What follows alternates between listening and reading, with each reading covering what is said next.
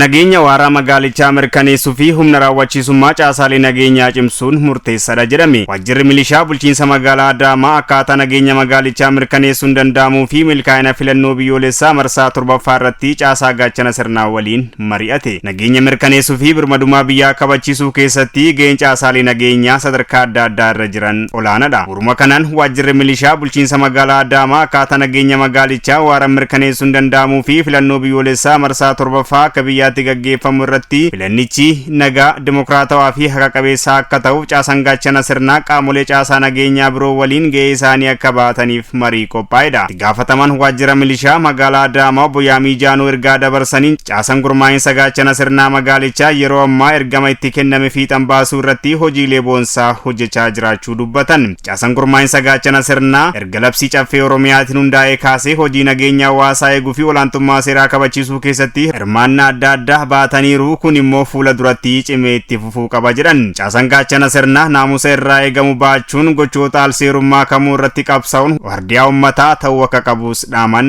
obbo Yaamiin. Hadaraa keessan wanni isitti dhaamu ani naamusa keenyan akkamitti iddoo eegumsaati irratti hirmaannaa akkamitti immoo hawaasa keenyaaf fakkeenya taanaa jedhu san immoo sirriitti ilaaluu qabdanii jechuudha.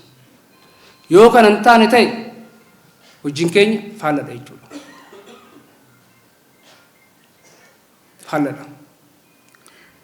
Inni biraa magaalaa keenya keessa akkuma beekamu filannoon duras filannoon boodas boqonnaa hin qabnu jechuudha. Akka duratti baay'isaan kaasisan. Sa'aatii 24 hojii keessan guyyaa hojjechaa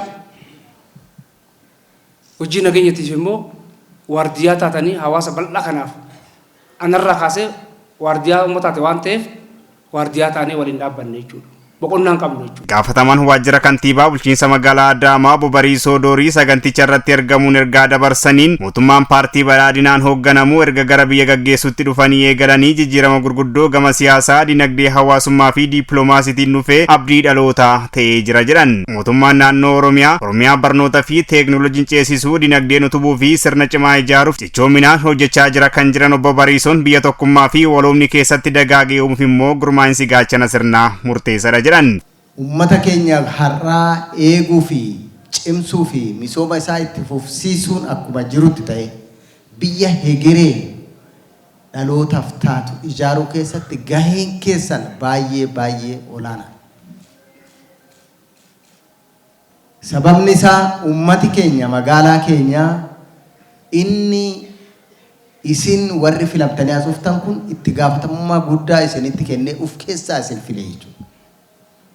Namni nama tokko yoo amanu ummati yoo isin amanu ummati yoo nu amanu nuti immoo hammam ummata sanaaf aarsaa kaffaluuf qophaa'aa ta'uu akka qabnu namatti agarsiisa jechuudha.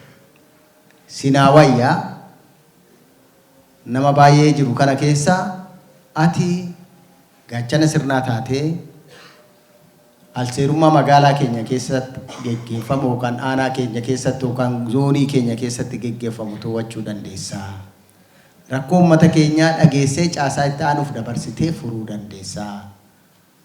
Sirna keenya irratti balaa dhufu kana ittisuu dandeessa.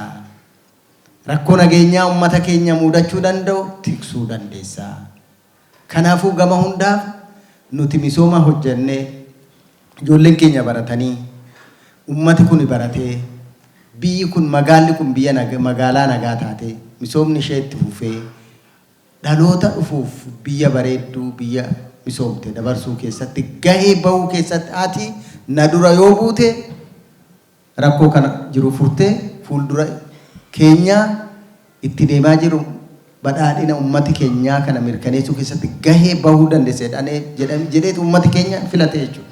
Kanaafuu ummati itti gaafatamummaan ummati nutti kenne baay'ee olaanaadha jechuudha. Fuula duratti filannoo biyyoolessaa marsaa 7ffaa gaggeeffamu filannichi naga qabeessa fi bilisaa akka ta'uuf gaheen caasaalee nageenyaa murteessaadha jedhan. Kanaaf immoo gurmaa'insi gaachana sirnaa adda duree akka ta'es kaasan obbo Bariisoon.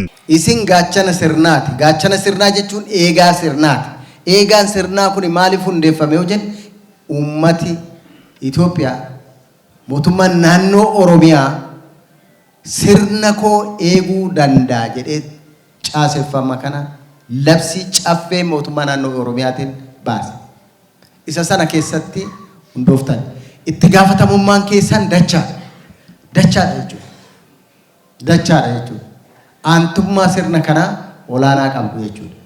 Kanaafuu gahee keessan akkasiin baatan abdii akkasiin qaba. Nagaa akka eegsistan, alseerummaa akka to'attan, uummata keenya akka ijaartan, misoomni akka hin gufanneef gahee keessan akkasiin baatan abdii guddaa qabna. Caasaaleen gaachana sirnaa saganticha irratti hirmaatan gama isaaniitiin milkaa'ina filannoo biyyoolessaa marsaa 7ffaa karaa nagaa fi haqa qabeessaan akka xumuramuuf gahee isaanii kan baatan ta'uu dubbatan.